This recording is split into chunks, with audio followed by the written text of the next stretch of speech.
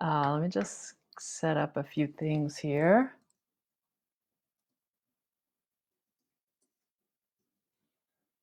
Okay. Then can I see?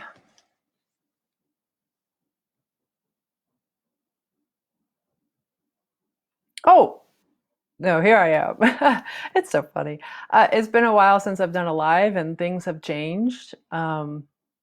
So I'm just giggling at the process and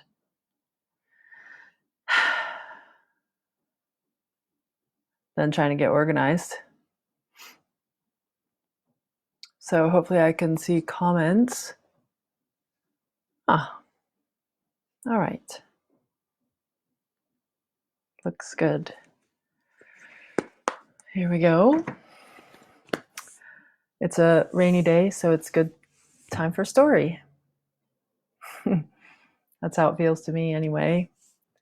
And I have been really inspired to share this story. It's touched me deeply for a long time, but the past few days, I've woken up in the middle of the night and in the morning being very inspired and feeling like, wow, I just want to share the power of this story that's really alive for me right now.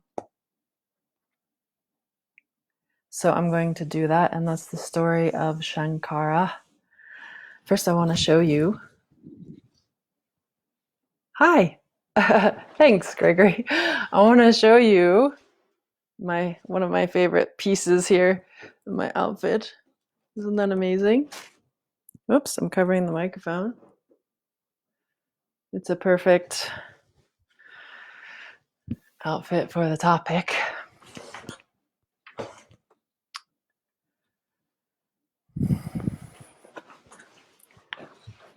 It has Day of the Dead Skulls on it.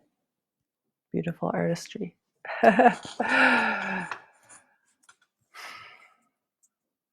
So, most of my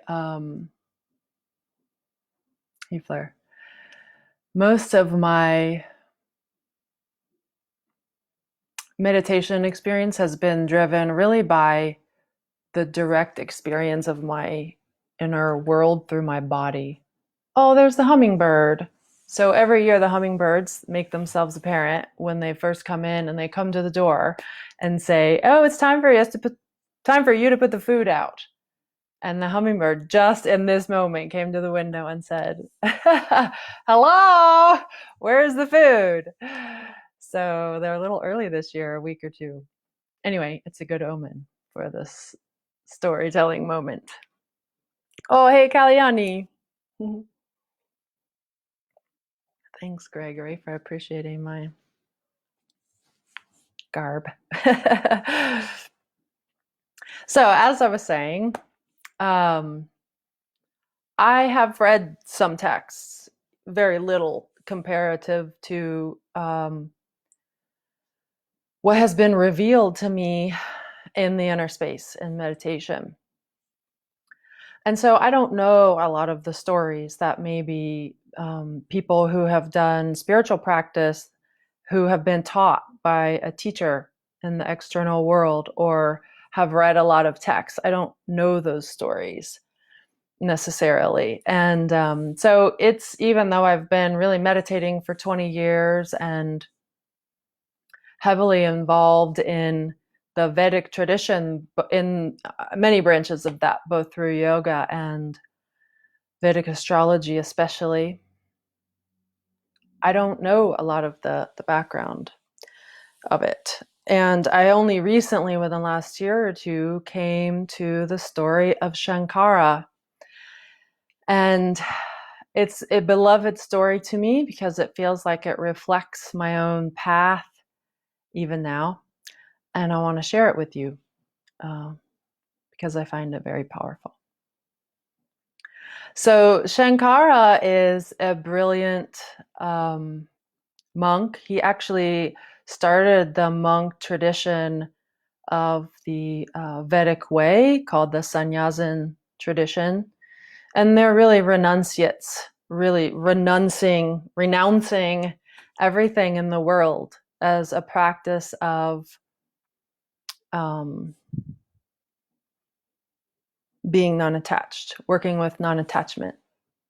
He lived about 1200 years ago, although there's lots of mystery around when he lived, how old he was when he died, what he did in his lifetime. And as I have been reading and really tuning in with him and his story, I think what has touched me the most was when he was alive, he took a guru when he was, I think, 8.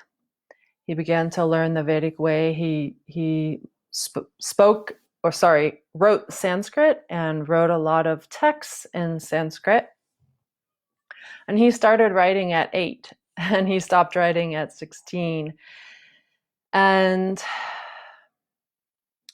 during that time, supposedly he stopped writing at 16. During that time, he went through the path of renunciation and then realized formless reality, or oneness through formlessness, so that every single thing in form is birthed from formlessness. And the realization of that brings the inevitable realization that we are one. Everything is one. There is no separation, because formlessness is at the foundation of it all, that then informs everything in form, right? Hey, Lindy. I'm just talking about Shankara. And he really was the person. He seemed to solely re-inspire the movement of Vedanta in India. It had kind of gone to sleep. The Vedic way had become popular earlier in time, and then it was becoming less and less available to the people. Evidently, the population was more into magic and less into Vedanta. So he really revived Advaita Vedanta, which now we call non-duality. And in non-duality, the principles are really based on what is cultivated when there is renunciation, when you give up everything, when you become a monk, you don't even know where your next meal is coming from, and you have to beg for your meal. It really is letting go of the body, the thoughts, the emotions, everything, every person that you love, everything that you dislike, all your desires to accomplish anything. And not only did he master this in himself, he was the person. In fact, nobody knows when he was born, but if you ask me, he has the qualities of Sun exalted in Aries, which is happening right now. So it occurs between about April 13th and May 13th. And people who are born with Sun exalted in Aries, the Sun during this time has the capacity to shine the brightest onto the world, and it gives the Sun great strength. And of course, the Sun represents the soul and the truth of being. So when that aspect is unified within a person and all of the polarities have collapsed around it, Aries is really about the individual and the innocent expression of being in form. And the polarity to that is Libra, which is about relationship. So when the polarities collapse and that exalted Sun is expressing itself through the collapsed polarities, it brings this capacity to bring the light of the Sun to the people and create a bridge between people. And that's what he did. So there are a lot of different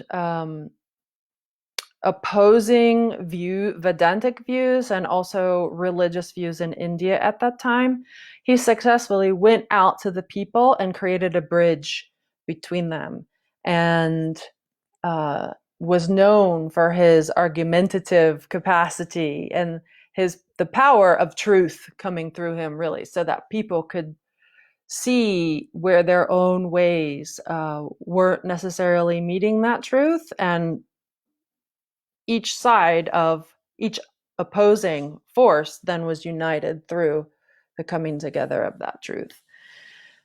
So that in and of itself is amazing. And he accomplished this feat and essentially became a saint through that process. But what excites me the most about his story is that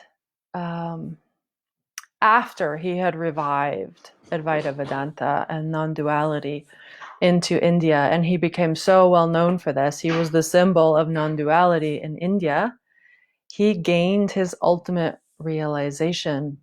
And the way that happened for him was that through his travels and bringing people together, he also attracted a lot of opposition and attack for his message.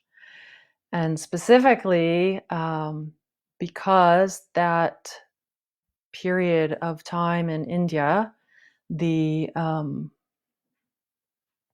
magic tradition and evidently the left-hand path was very alive. Some of his enemies attacked him with magic and placed a curse on him. This curse was meant to take his life through some kind of deadly infectious disease. This is actually related to what's happening now, and what I want to share is because this is the time of coronavirus, right? And in my own path, disease has been the main awakening factor for me, health and disease. So the fact that we're on a collective level being faced with a so-called plague right now, no matter what the actuality is of that, it has the capacity to awaken us to the deepest aspects of ourselves.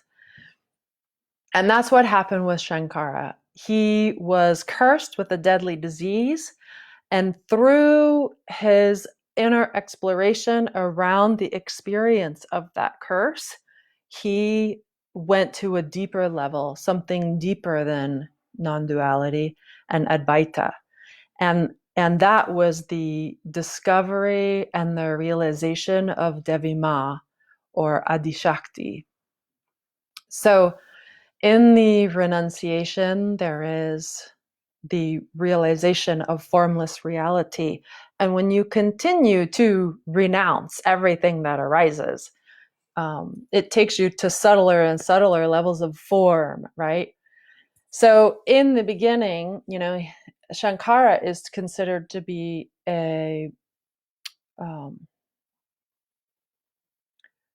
I don't know if you would say a reincarnation, but an incarnation. Thank you. An incarnation of Shiva.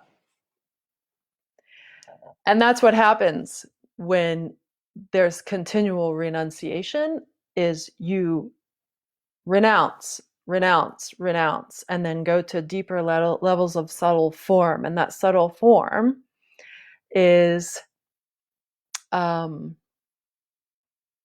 shows itself as an indivisible truth of true nature. And then when you let that go and you renounce that, you go to deeper levels of subtle form that that show the essence of indivisible nature, until there's no place to go anymore backwards. There's nothing else to renounce, because even what's renouncing is gone. But through that process, there is, from what I can see, from what I've experienced, from what I can see in guiding people through this, you must become Shiva, because Shiva is in two parts.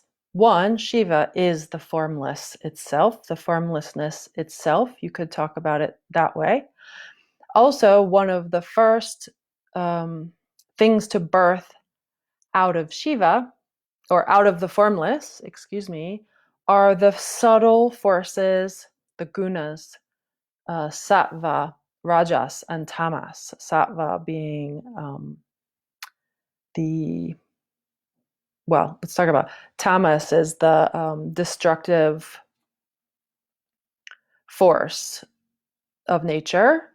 Rajas is the active creative force, and sattva is the purity of the maintaining, what maintains it all.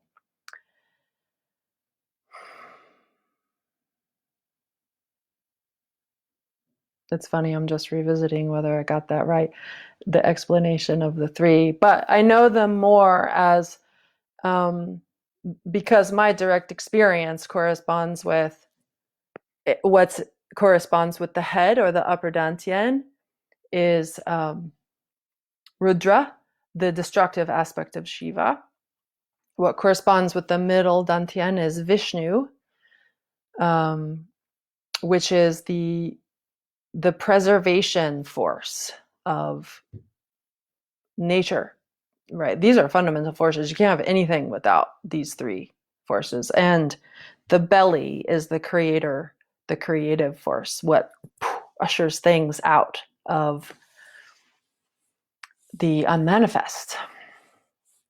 So if you look at the way I've described those things, there are the three fundamental forces.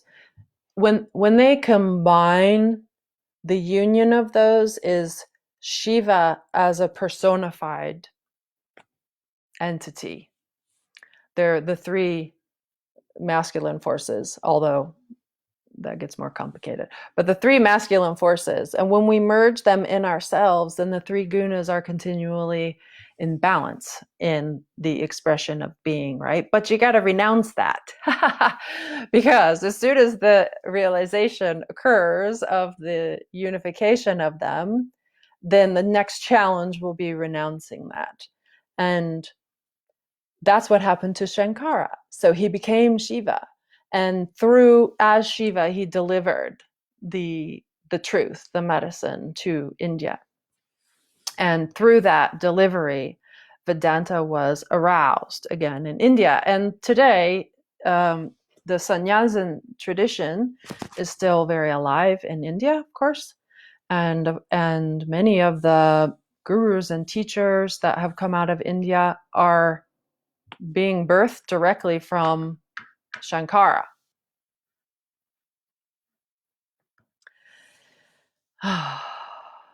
So when we have the realization, like he did, of being the union of these three forces of nature, there can be still the experience of formlessness and Shiva, or the Shiva in formless and the Shiva in form.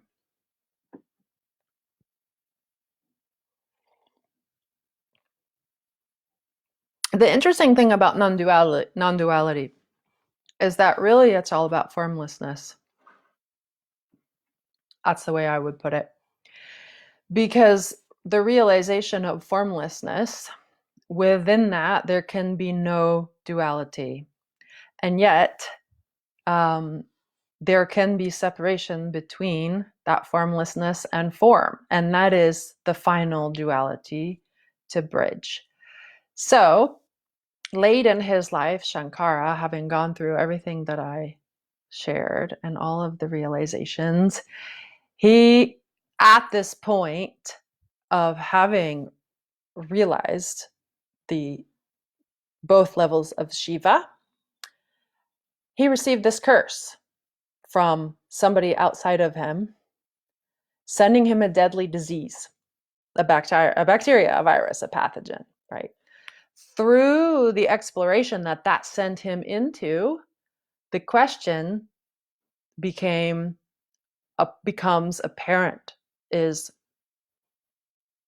at the indivisible point of nature, when the three gunas are at one, and yet I'm still vulnerable to attack from the outside. What is that? And he became so powerless that there was only surrender to the unknown at that point. And the complete surrender, in the complete surrender of the unknown, all he could do was offer every part of himself up to the divine mother. Now, in order to know what you're offering yourself up to, you have to go through this process first. In order to know that there is something greater than Shiva, even, you have to be Shiva and be completely powerless at the same time, and recognize that there's something greater than you. And when that recognition is there, what comes in is a complete opening to be penetrated by something that at first feels feminine, because it is all inclusive. It is there to fulfill every desire. It is there to completely fill you up and take over everything that you are.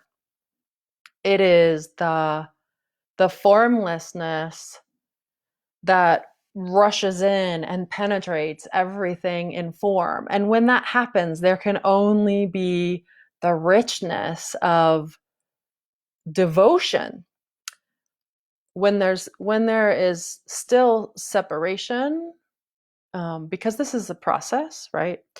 So Vedanta is not devotional at all, right? It's not devotional at all because you are continually giving everything up and going into formlessness. And if there is someone there to be devoted to formlessness, then you have lost the plot, because that's not Vedanta.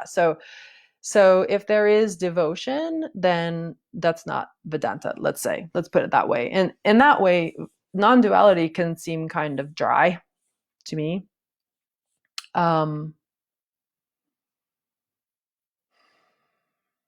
If there is a focus on formlessness to the exclusion of form. So what happened for Shankara is he moved into devotion, and he began to experience what was penetrating him with a feminine quality. And the experience of that, he wanted to taste it all. He wanted to taste every part of her. And the way that he did that was he personified her in his writing. So these writings that he did at the end of his life exemplify this period of awakening that he was in, that I'm sharing now. So he moved from the dryness of renunciating everything into the complete merging, penetration of formlessness into form, so that they could not be separated. And that's what Devi Ma is. She is the union of form and formlessness. When there is that union, that is Tantra. That is the end point of Tantra. That's what Sri Vidya is about, as I understand it. I'm not a qualified person to talk about Sri Vidya, but as I understand it, that's what Sri Vidya is about. And so that period of revelation really involves reveling in every taste of reality and experiencing its divinity. It's an experience of pleasure. Instead of being no one and nothing and simply formless, there is only pleasure. There is only ecstasy. From the it can look like a process, this, right? So when this first comes in and floods the being, there are parts that aren't yet ready or primed to go into it. They're not primed to be given up completely to Devi Ma, and that becomes the practice, right? So thanks for commenting, guys. I see you. So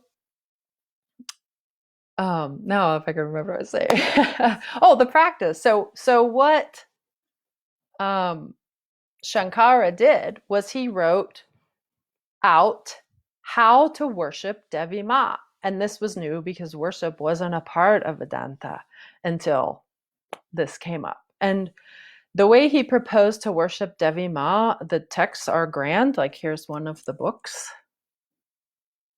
So, this is all like instructions for worshiping Devi Ma.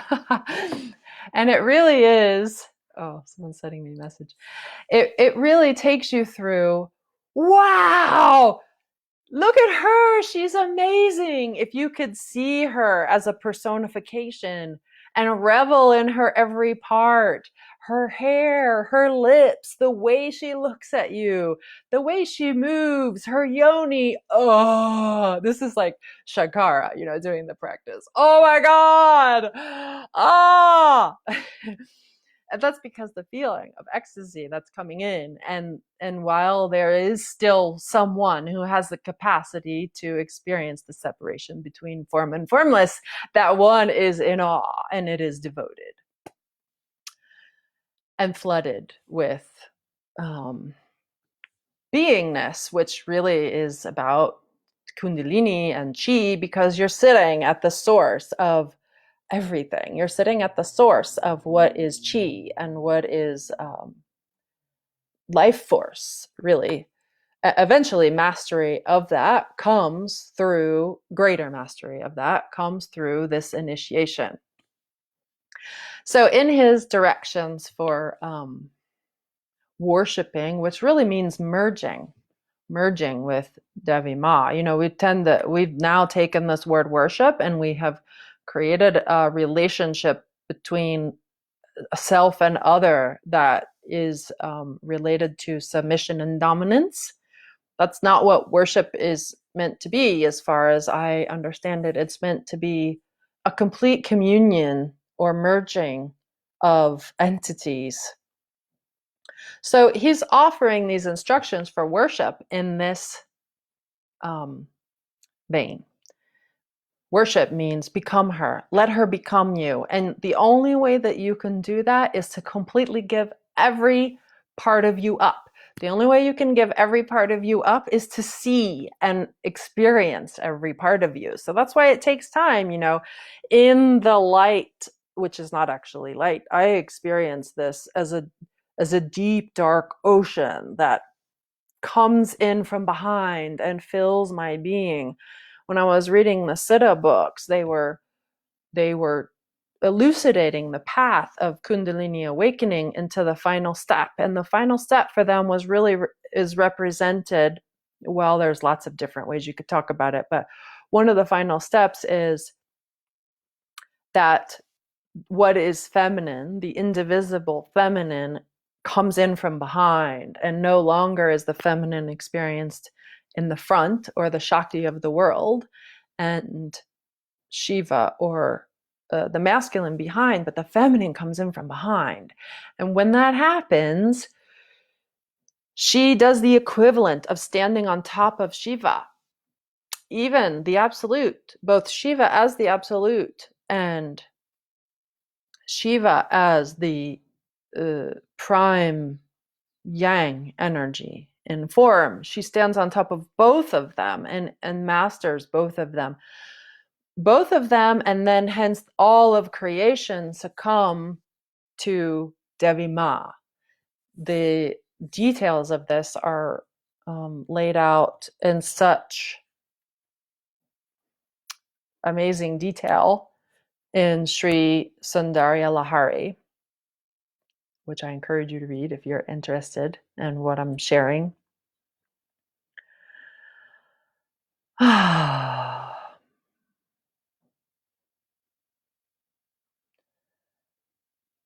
And really the merging with her is the same as merging with all of creation. So the way that Shankara speaks about Devi Ma is as if she is a person, but that is for the benefit of the reader, the one doing the practice. She actually can't be personified like the other deities can be. Um, Kali, Kali, Shiva, Rudra, whatever, Lakshmi, all the other deities are aspects of Devi Ma. So you cannot personify Devi Ma realistically, but while the awakening is happening within you, there needs to be a personal relationship, because each time the personal experiences a relationship with the impersonal, there's a merging between the two. That's another way to talk about, for me, Vedanta is really the opening of the cosmic or the impersonal. And Tantra is really about the merging of the personal and the impersonal so that they are realized as one. And that's what's happening with this realization of Devi Ma. I don't know what the end point is because I'm in the middle of this right now. And the way that I entered this was through disease and infection. I'm just feeling emotional about it because of the intelligence behind the whole behind the whole thing.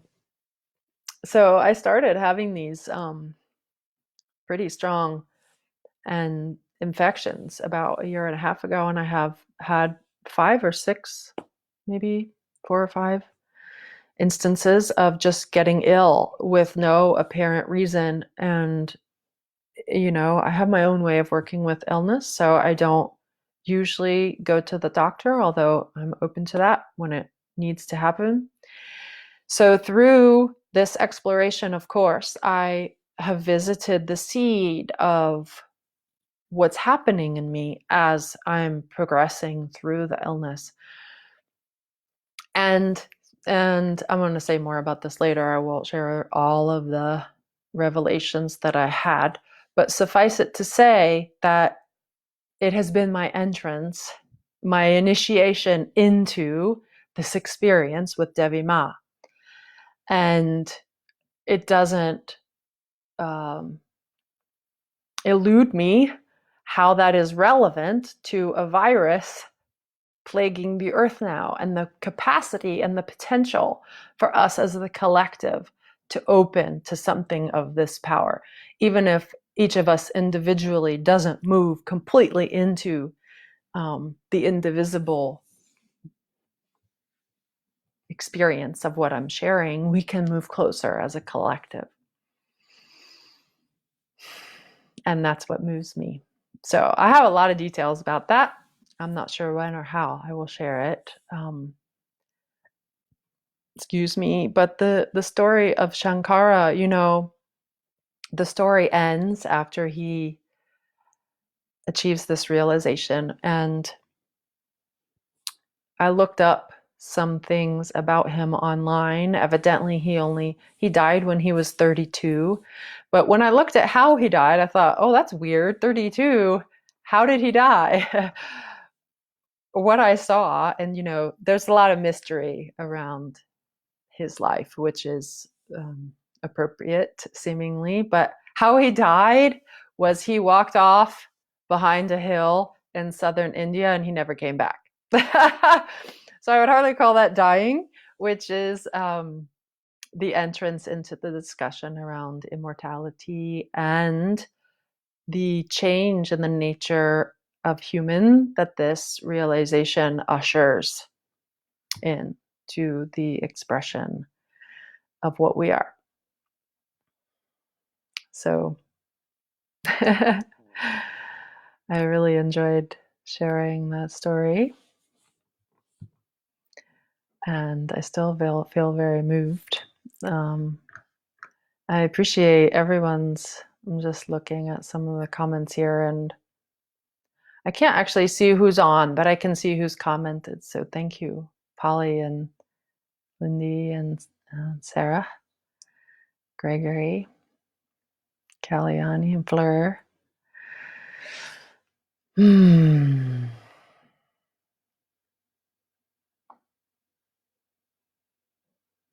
I simultaneously feel complete and that I have a lot more to say. So I have been just sharing more. Oh, hi, Anish. Good to see you. I've finished now, but I'm glad to see you. I hope you go back and watch at the beginning. Um, so I'm starting to share more now, both in video, really, on my YouTube channel, and maybe more here on Facebook Live. We'll have to see.